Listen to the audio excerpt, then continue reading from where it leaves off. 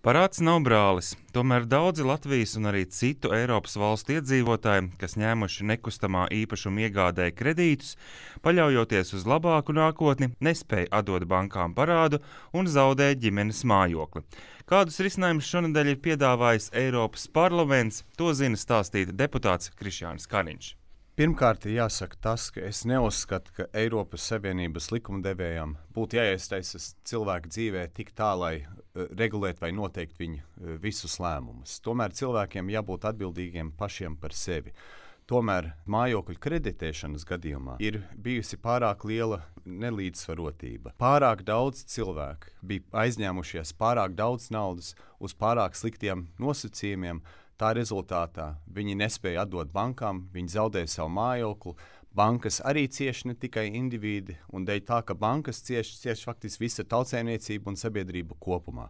Lai novērstu šādu iespējamību nākotnē, ka masveidā cilvēki nespēja atdot kredītus, Eiropas Savienības likumdevējs ir iesaistījies šajā jautājumā, pieņemot direktīvu, kas nosaka to, ka bankām ir daudz nopietnāk jāinformē klientus par iespējamiem riskiem, ko viņi grasās uzņemties, ņemot mājokļu kredītu. Vai bankām būs jāuzņemās vēl kāda atbildība? Bankām būs skaidri un gaiši jāinformē klientus par to, kādas ir procentu likmes, vai tā likme ir vai nav mainīga, kas varētu to maiņu arī ietekmēt vai neietekmēt.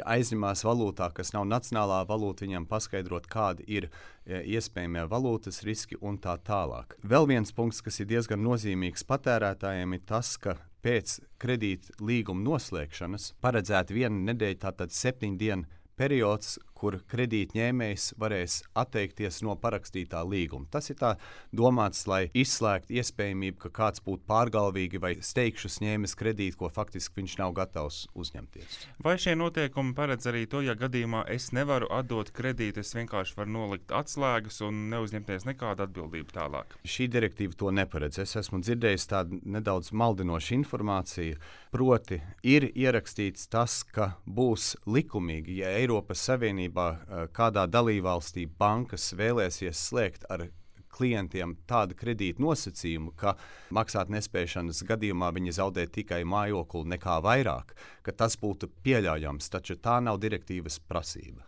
Kas ir šī direktīvas prasība? Tā direktīvas prasība ir tas, ka katrā dalībvalstī šo jautājumu regulē atsevišķi.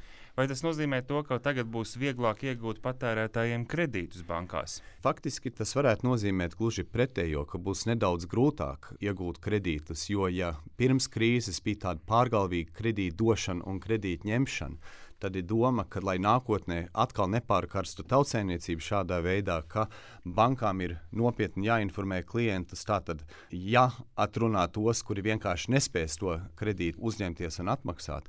Un bankām arī, protams, ir pienākums, es domāju, ka Latvijā jebkurā gadījumā to jau pilda, ka ir ļoti rūpīgi jāizpētī, vai tas cilvēks, kurš taisās uzņemties mājokļu kredītu, reāli spējīgs atmaksāt to summu, ko taisās uzņemties. Tātad būs lielāka atbildība starp patērētāju un banku. Tieši tā.